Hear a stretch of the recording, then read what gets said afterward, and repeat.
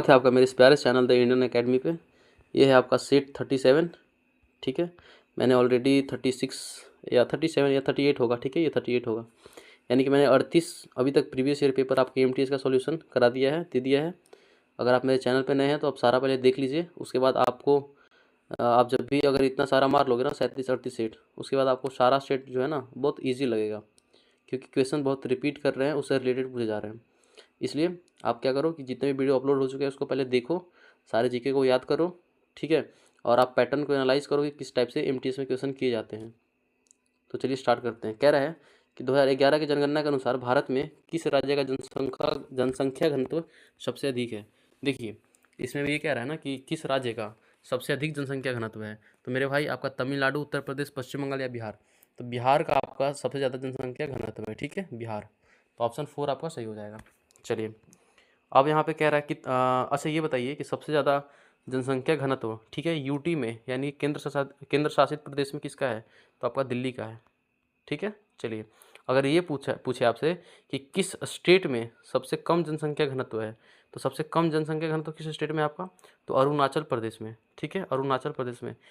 ऐसा कहा जाता है कि 1 वर्ग किलोमीटर स्क्वायर में 17 लोग सिर्फ रहते हैं। ठीक है, 17 लोग।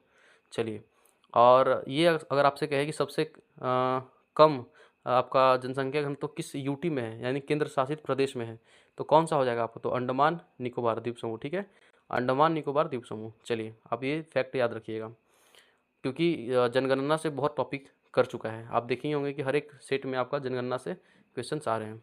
कह रहे हैं कि निम्नलिखित में से किसने ब्रिटिश सरकार के खिलाफ खिलाफत आंदोलन शुरू किया था। देखिए, आपका जो खिलाफत आंदोलन है ना वो कब हुआ था। तो 1919 में स्टार्ट हुआ था।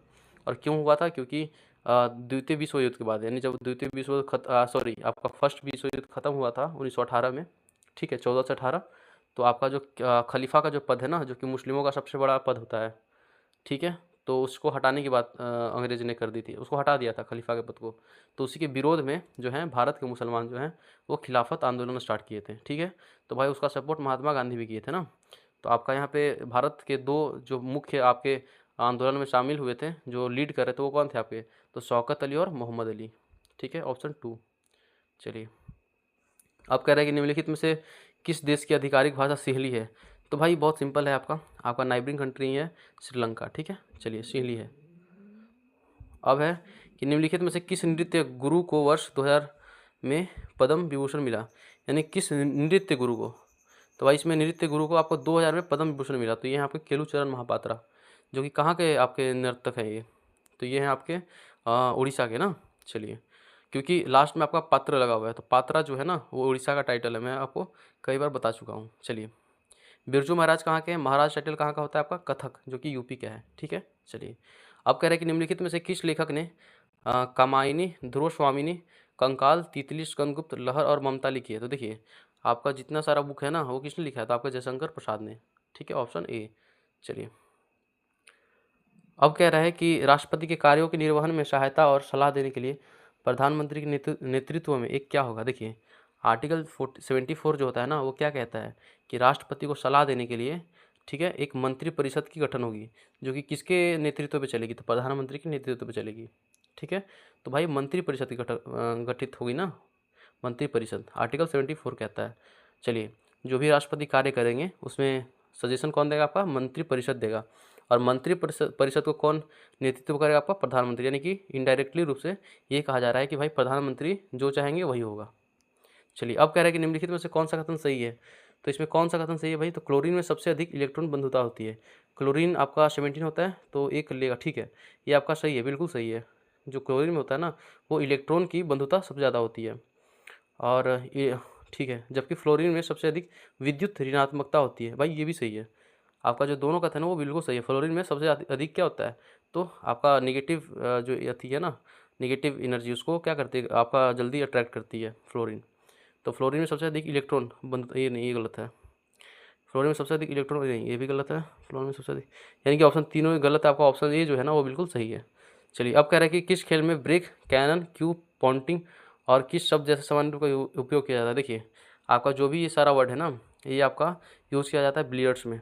ठीक है, बिलियर्ड्स एक गेम होता है, उसका आपका ये इंडोर गेम होता है ना, तो इसमें यूज़ होता है आपके कैनन, क्यूब, पेंटिंग। चलिए, अब कह रहा है कि मोहम्मद बिन तुगलक के समय में चीन के लिए राजदूत के रूप में किसे भेजा गया था। देखिए, जब मोहम्मद बिन तुगलक किसका है, तो तुगलक वंश का था, ठीक है।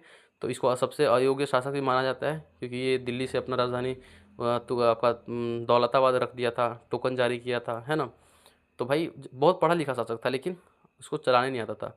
तो भाई उस टाइम अपने एक किसको, तो अपने राजदूत को चीन भेजा था, ठीक है। वो कौन थे, तो इब्न बतूता, ठीक है, इब्न बतूता, जो कि मोरक्को से थे, ठीक है। इन्होंने एक अपना बुक लिखा है, क्या है भैया, रिहला। इनका एक यात्रा वृत्तांत है आपका रिहला। ये पूछ सकता है ना कि रिहला किसके द्वारा लिखा गया, तो इब्न बतूता। चलिए, तो ये आपके चाइना गए थे, एशिया अफ्रीका सब जगह घूमे थे ना, रिहला में सबका क्या है, तो एक मेंशन किया हुआ है। अब कह रहे हैं कि नवंबर 2023 में भारतीय राष्ट्रीय भुगतान नियम एनपीसीआई द्वारा डिजिटल भुगतान प्लेटफॉर्म पर सुरक्षा जागरूकता बढ़ाने के लिए यूपीआई सुरक्षा राजदूत के रूप में किसे नियुक्त किया था। देखिए, यूपीआई के लिए आप अक्सर देखे होंगे आप एडवर्टाइजमेंट पंकज त्रिपाठी जी को, ठीक है, ये बॉलीवुड एक्टर हैं, तो ये आपके राजदूत के रूप में नियुक्त किए गए थे ये। चलिए, अब कह रहे हैं कि 2023 में महिला एशियाई हॉकी चैंपियनशिप ट्रॉफी कार्यक्रम का आयोजन किस भारतीय शहर में हुआ था। तो आपका जो महिला एशियाई हॉकी चैंपियनशिप है ना, ये रांची में हुआ था। ये इंपॉर्टेंट नहीं है, आप इसको छोड़ सकते हो, ठीक है। जो इंपॉर्टेंट है आपको बस वही ध्यान देना है, ठीक है। चलिए, कह रहे हैं कि आधुनिक रूप में भारतनाट्यम नृत्य शैली को पुनर्जीवित करने का श्रेय किसे दिया जाता है। देखिए, भरतनाट्यम जो है ना, ये आपकी तमिलनाडु की क्या है, तो शास्त्रीय नृत्य है, ठीक है। इनको पुनर्जीवित करने के लिए तो इनको किसको, तो रुक्मिणी देवी को माना जाता है ना, रुक्मणी देवी अरुंडले। चलिए, इनका पूरा नाम है, ओके, ये आपका ऑप्शन ए।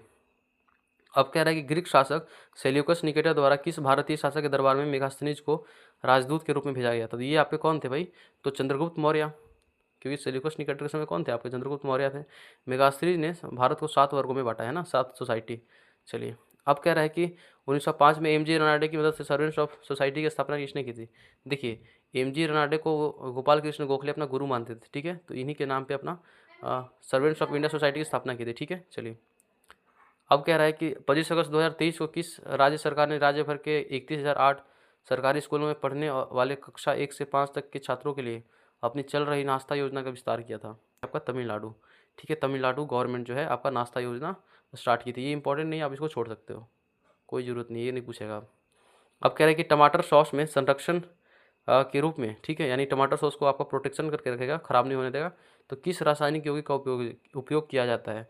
तो भाई ये है आपका सोडियम बेंजोएट, ठीक है, इसका यूज़ किया जाता है ताकि टमाटर आपका जो टमाटो सॉस है ना वो ख़राब ना हो सके। चलिए, सोडियम बेंजोएट। अब कह रहे हैं कि गिंडी राष्ट्रीय उद्यान किस राज्य में स्थित है। तो भैया गिंडी जो है ना, ये आपका तमिलनाडु में है।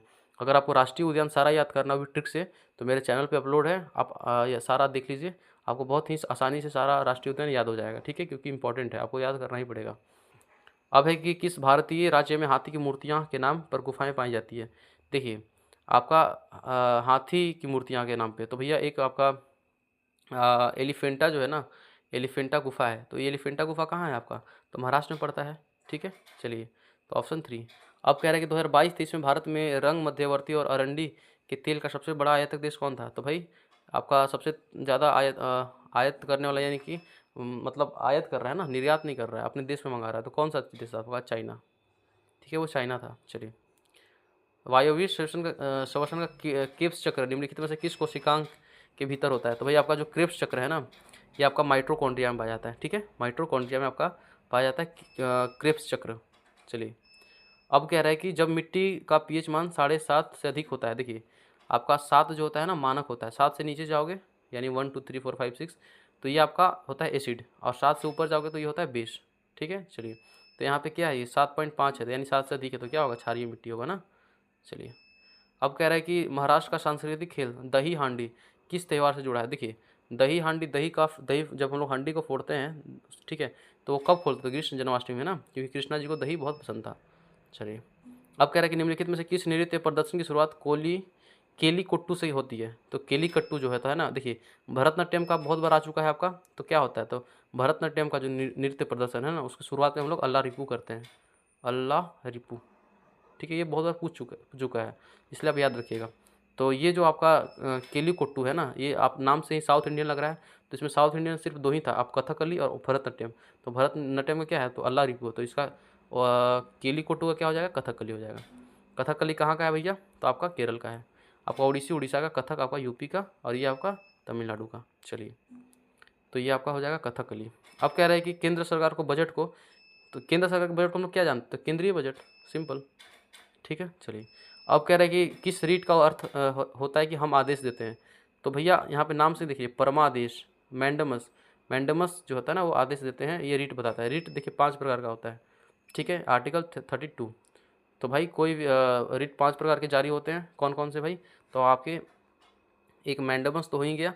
आपका कॉर्पस क्या है, देखिए हिबियस कॉर्पस ये कहता है कि भाई आपको ना कोई भी गैर कानूनी रूप से, ठीक है, बंदी नहीं बना सकता है, जेल में नहीं रख सकता है, और अगर रखा भी है तो उसको 24 घंटे के भीतर उसको मजिस्ट्रेट के सामने पेश करना ही पड़ेगा। तो ये आपका बंदी प्रत्याक्षीकरण कहता है, ये हिबियस कॉर्पस, ठीक है। चलिए मैंडमस आप देख ही लिए। अब है प्रोहिबिशन, ठीक है। प्रोहिबिशन क्या होता है ना कि जैसे आपका जो उच्च न्यायालय है वो निम्न न्यायालय से, जैसे आपका केस है, कोई बड़ा केस है और उसको निम्न न्यायालय में यानी कि आपका लोअर कोर्ट में किया जा रहा है, सोल्व किया जा रहा है, तो उच्च न्यायालय जो है ना उस केस को अपने अंडर ले सकता है, ठीक है। तो ये आपका होता है प्रोहिबिशन। चलिए एक और जो आपका होता है वो होता है क्यू वारंटो, ठीक है। जो लास्ट होता है उसको बोलते हैं क्यू वारंटो। ये क्या होता है क्यू वारंटो, क्यू वारंटो होता है कि जैसे आपका कोई सार्वजनिक क्षेत्र हो गया, ठीक है, तो आप उस पर ये नहीं, अब जैसे कोई सार्वजनिक क्षेत्र पे क्या कर लिया, तो कोई व्यक्ति अपना अधिकार जमा लिया, ठीक है, कानूनी या गैर कानूनी रूप से, तो आप उस पर अधिकार नहीं जमा सकते हो। इसके लिए एक रिट जारी होती है आपका क्यू वारंटो, ठीक है। तो आपका 5 रिट हो गया है, ठीक है, और आपका क्वेश्चन भी समाप्त हो गया है। अगर आपको ये वीडियो पसंद आया, सीरीज आपको अच्छा लगा, अभी मैं और टोटल 3 सॉल्व कराऊंगा, ठीक है। तो आप मेरे चैनल से जुड़ जाइए, ठीक है। आपको वीडियो पसंद आए तो प्लीज़ लाइक कीजिए, ठीक है। नेक्स्ट वीडियो में जल्दी ही मिलते हैं। Thank you, bye bye.